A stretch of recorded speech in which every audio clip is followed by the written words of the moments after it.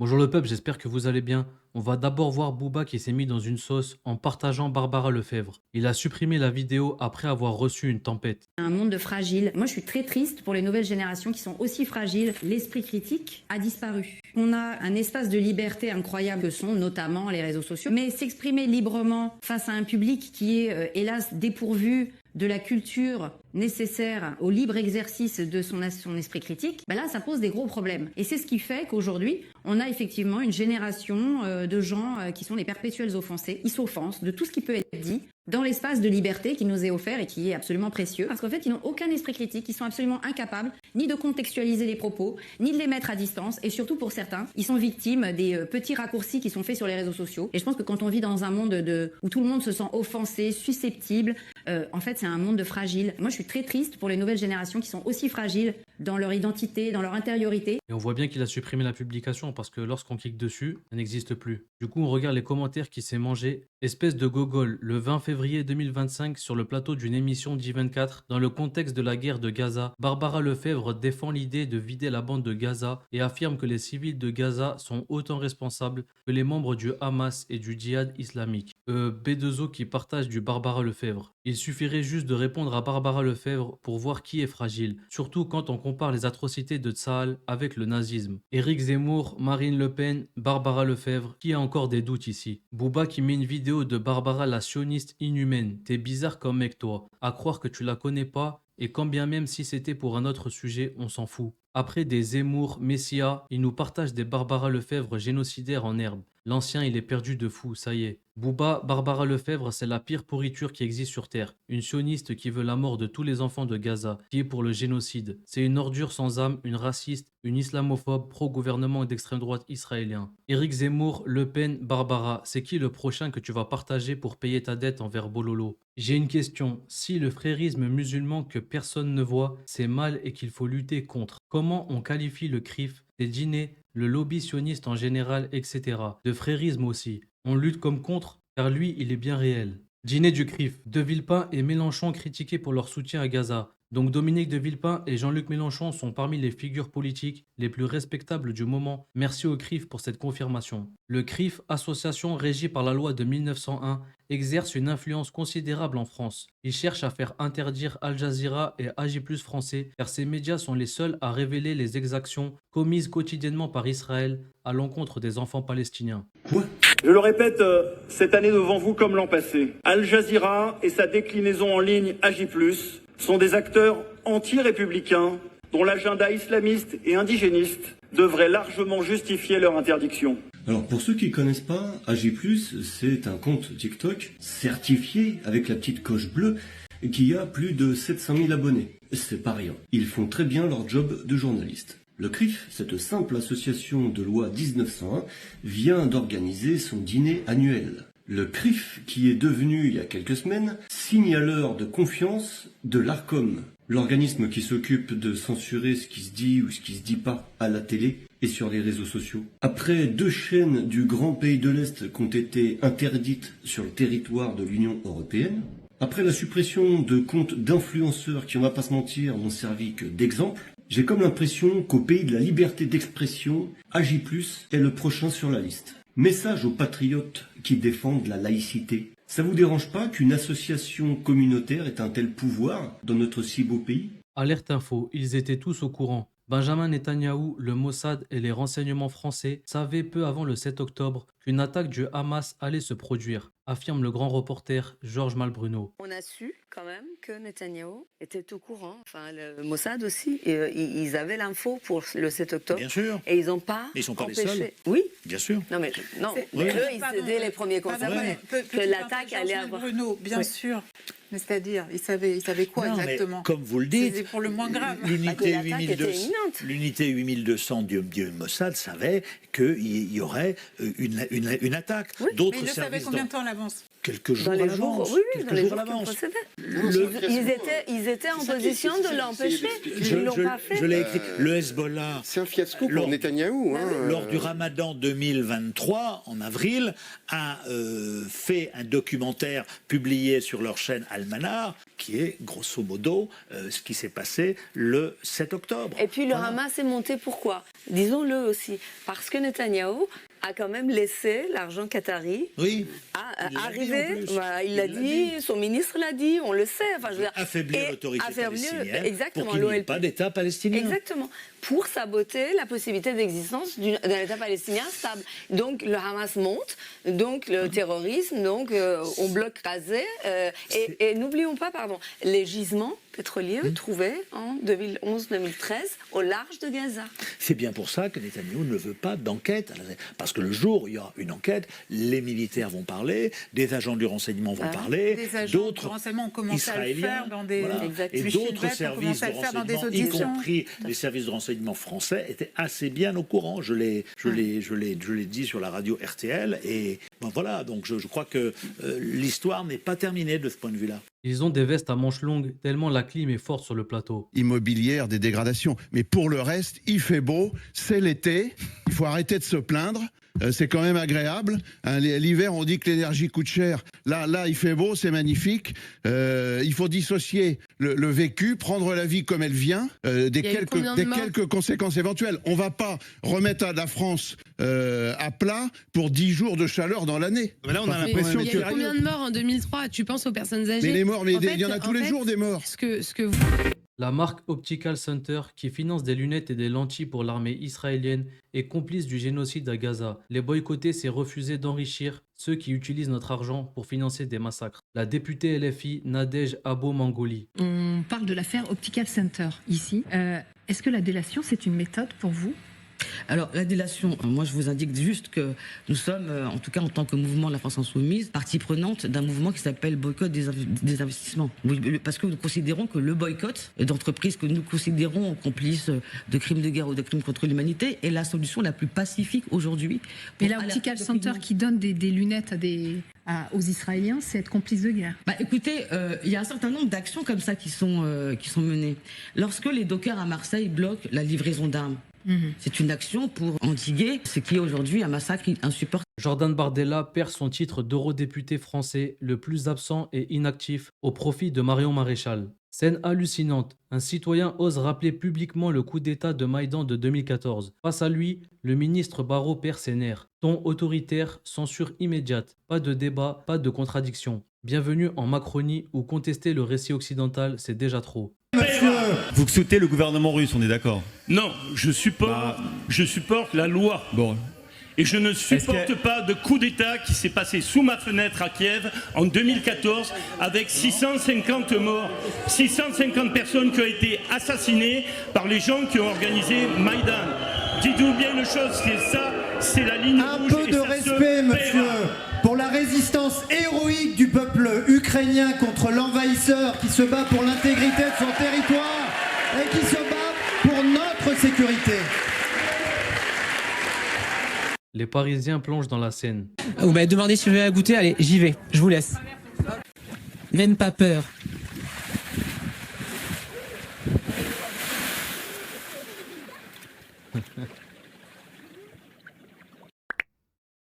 Comment ça commence et comment ça finit?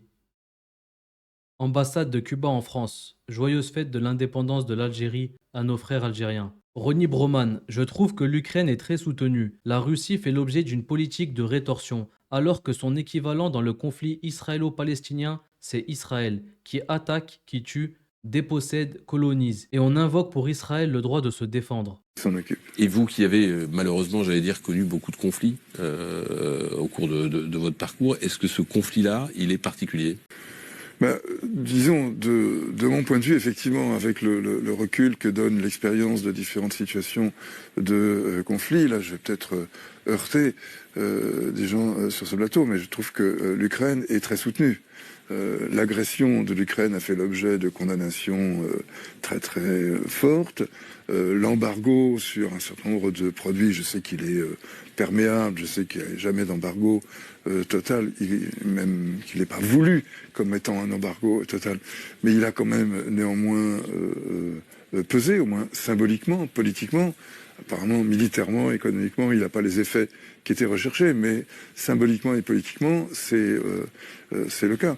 Moi, je ne peux pas m'empêcher, je suis très mobilisé sur l'affaire de la guerre de Gaza, le conflit israélo-palestinien depuis longtemps, et plus particulièrement depuis le 7 octobre, disons le 8 octobre, évidemment. On voit que Poutine, la Russie, attaquant, agressant, colonisant, dépossédant l'Ukraine, fait l'objet d'une politique de rétorsion, d'une réprobation quand même assez forte, en tout cas de la part du camp démocratique, disons. L'Occident auparavant. Oui. L'Occident, voilà, j'ai toujours un peu de mal avec cette notion, mais enfin, allons-y avec l'Occident, alors que son équivalent dans le conflit israélo-palestinien, c'est l'Israël. C'est Israël qui attaque, qui occupe, qui dépossède, qui colonise. On va pas revenir sur Israël, mais qui avait été attaqué. Oui, non.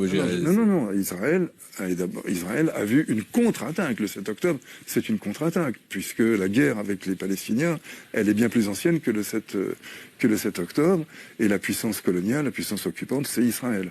De la même façon qu'en Ukraine, la puissance attaquante et la puissance occupante, c'est la Russie. Mais là, on invoque pour Israël le droit de se défendre, précisément. Qui est quelque chose de totalement déconcertant. Bon, je sais que je suis pas invité pour parler d'Israël. Non, mais on fera sur ce plateau des débats sur Israël. Mais vous me demandiez... Vous demandez si ce conflit pour vous était particulier, et vous y voyez une forme de deux poids, deux mesures. Oui, pas une forme. Je vois vraiment l'affirmation de deux poids, deux mesures dans deux conflits dans lesquels l'Europe, notre pays en particulier, puis l'Europe plus généralement, est profondément impliqué, ce qui fait une différence notable avec d'autres conflits très importants sur lesquels, par exemple, Médecins sans frontières est extrêmement actif. Le conflit de République démocratique du Congo, le conflit de l'Est du Congo, le conflit du Soudan, la guerre de Birmanie et plusieurs autres encore. Dans celle-ci, on est loin d'une certaine manière. Les protagonistes n'attendent pas de l'Europe un quelconque soutien, ni militaire, ni politique. Alors que là, au contraire, ce sont les portes d'Europe et nous sommes tous impliqués dedans. Une mère de famille marocaine de 55 ans qui s'appelle Ilham a obtenu son baccalauréat. Félicitations madame. Le Ikea de Vénissieux a proposé un emploi de magasinier à un SDF qui vivait depuis 1 an devant le magasin. Il aimerait maintenant trouver un appartement avant de débuter son contrat pour mettre son chien à l'abri. Votre magazine est un torchon d'extrême droite, un Français lucide face aux médias d'extrême droite, Frontières. Le torchon d'extrême droite. Alors ça c'est un magazine, un torchon c'est fait pour s'essuyer. Après on peut peut-être essuyer vos larmes de gauchiste avec, non? Vous achèterez pas ce magazine de Frontières? Moi je vous apprendrai plein de choses. Notamment sur les milliardaires qui financent la gauche pour qui vous votez, avec vos impôts. Ça vous gêne pas de payer le service public qui est pas du tout neutre, avec vos impôts? Non, ça me dérange absolument pas. Je suis très fier de payer des impôts et je suis fier de payer pour le service public. D'accord. Pour Élise Lucet, ça vous gêne pas de payer des impôts? Absolument pas, non. 25 000 euros par mois, vous êtes de gauche, vous voulez augmenter son salaire, elle est déjà à 25 000 euros par mois. Tout à fait. Vous qui voulez taxer les riches, vous pouvez commencer par Élise Lucet, non? Ah bah tout à fait, taxons Élise Lucet, Et Xavier Niel, Saadé, Kretinsky. Merci, c'était très instructif, bonne journée à vous. Très instructif. Merci. Éric Ténière qui met des pop-corn. Au fait, il sait le poltron du journal que son patron Éric Ténière a été épinglé pour des cochonneries. Éric Ténière, le patron du média d'extrême droite Frontières, visé par une plainte pour agression, et harcèlement. Du coup, Frontières Média, ça dérange pas que l'extrême droite utilise les impôts du contribuable pour des fins détournées, hein? Il a raison ce gauchiste. Quelle bande de journalistes de M. Le mec ose parler de financement alors qu'il y a littéralement des milliardaires qui subventionnent l'extrême droite en France. Nos parents et grands-parents apprenaient comme ça et se sont dit « Tiens, et si on votait Mitterrand l'an prochain ?» Nos arrière-grands-parents cultivaient également en paix dans nos brousses avant que les vôtres viennent les asservir, les vendre et couper leurs mains. Le lycée musulman Averroès à Lille, régulièrement pris pour cible par l'État, annonce ses premiers résultats du bac 2025. 96% de réussite, 70% des élèves ont obtenu une mention. 3500 milliards de dettes et pas de censure de Bérou. Allez, danse, oui, danse.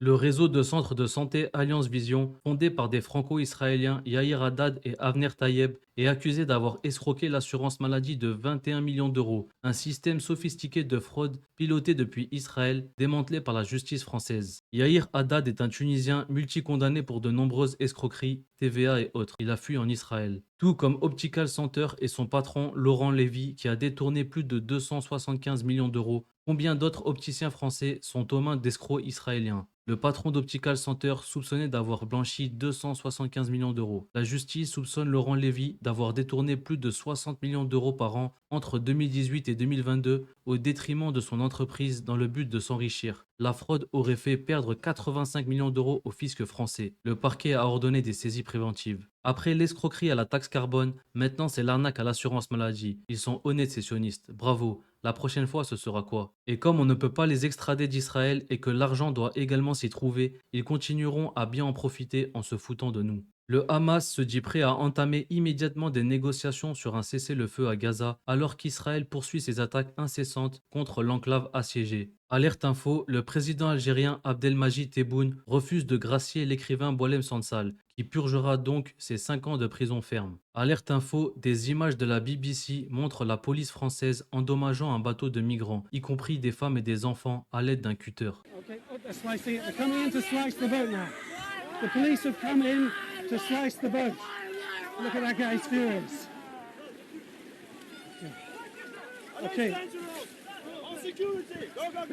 Okay, to your right, the policeman here. He's pulling them in to your right.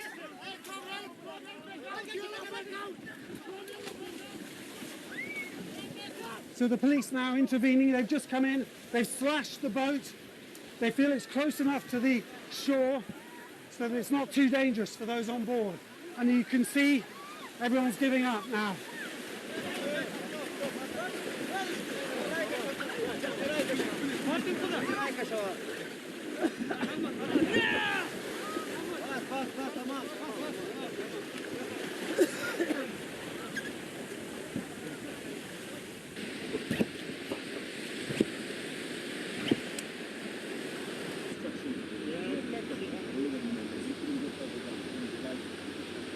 La police française dans ses œuvres. 14 août 1941, Vichy crée la police nationale. Ces structures n'ont pas changé depuis. 1,3 € le litre de gasoil en Espagne. Regardez les escrocs en France, combien ils tapent le litre de gasoil ou de diesel. Ici à Las Palmas, c'est 1 €.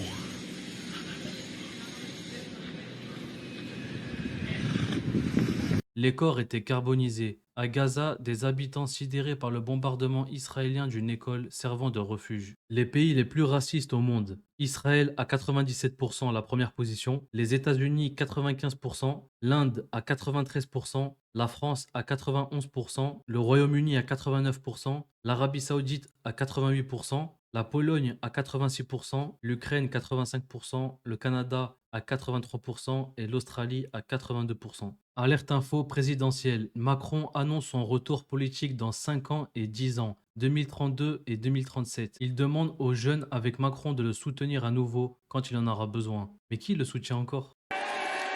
Quel jeune? Pour les 2 ans qui viennent, chaque jour, pour dans 2 ans.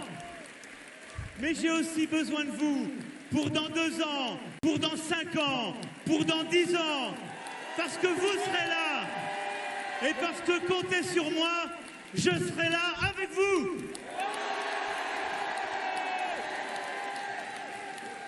Et ensemble, on ne lâchera rien, rien, rien.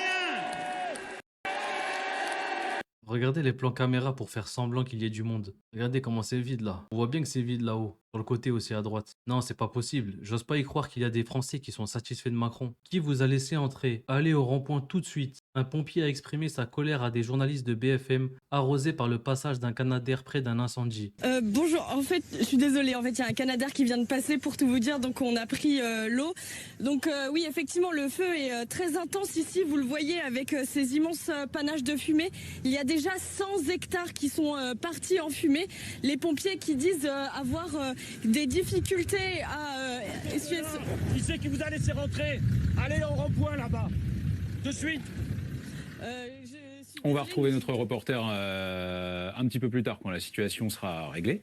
L'incroyable destruction iranienne. Que se cachait derrière l'Institut Weizmann? Bonjour à tous. Israël se cache réellement sur cet Institut Weizmann. Vous savez, dans sa courte guerre de 12 jours avec Israël, l'Iran a tapé fort, très fort, ce que l'on ne vous dit pas sur l'Institut Weizmann, l'école des sciences qui formait les leaders scientifiques, l'école Weizmann des sciences qui était finalement de la grande fierté d'Israël et qui incarnait l'esprit Weizmann de recherche et de découverte, notamment de milliers d'échantillons de tissus cardiaques d'animaux et d'humains, d'ADN, d'ARN y étaient recelés. C'est là que se faisait une grande partie des expérimentations sur les embryons, sur l'ARN, avec notamment des centaines de lignées cellulaires de souris et d'humains congelés. Des matériaux dits bio-inspirés, révolutionnaires, créés à des fins de défense, comprenaient des armes bactériologiques.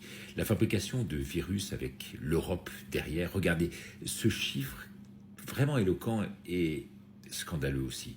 L'argent va toujours au même.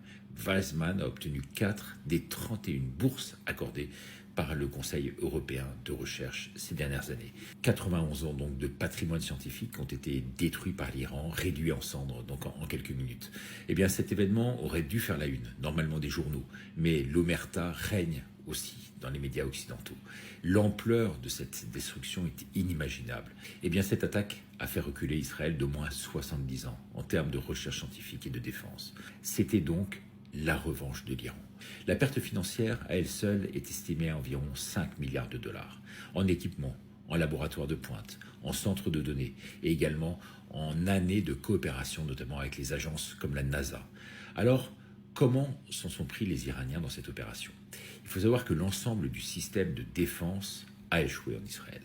L'Iran a d'abord lancé des drones, des missiles balistiques de faible puissance pour forcer les systèmes de défense israéliens à réagir.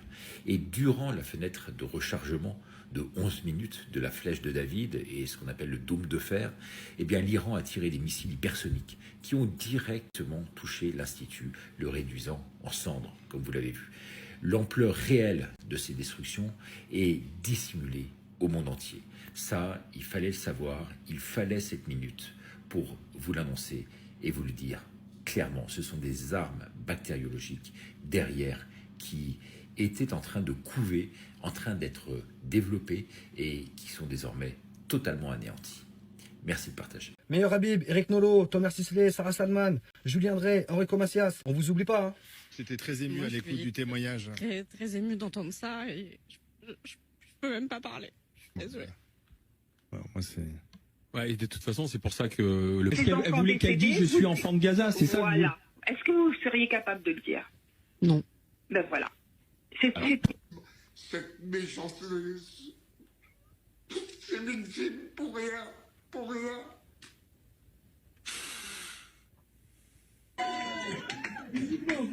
On va les dégommer. Je veux pas leur donner la possibilité de voir, mais là, c'est mon peuple, c'est mes frères, les enfants. Parce qu'ils savent aujourd'hui le cancer qu'est cette population qui est aujourd'hui, à qui on a tout donné. Israël est sorti de la bande de Gaza. Je pleure tous les jours depuis samedi. J'ai du mal à m'exprimer, j'ai du mal à travailler, j'ai du mal à passer mes... Aujourd'hui, se planquer derrière une envie de défendre les Palestiniens et descendre dans les rues pour manifester, venez, on appelle ça comme ça doit être appelé, c'est de l'antisémitisme et rien d'autre. Je veux dire pourquoi, parce que moi j'ai pas pris 10 ans, j'ai pris 2000 ans.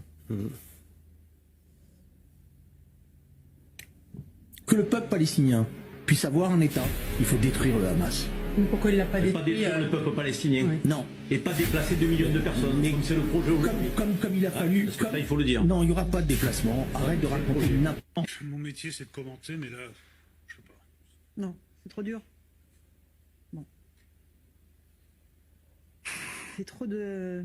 Ça fait depuis le 7 octobre, effectivement, qu'on est tous... Pas des gens qui pensent comme le reste de l'humanité. Ils sont sortis de l'humanité, ils ne pensent pas comme nous. Donc il faut, pour Israël, négocier avec des gens qui ne pensent pas comme le reste de l'humanité.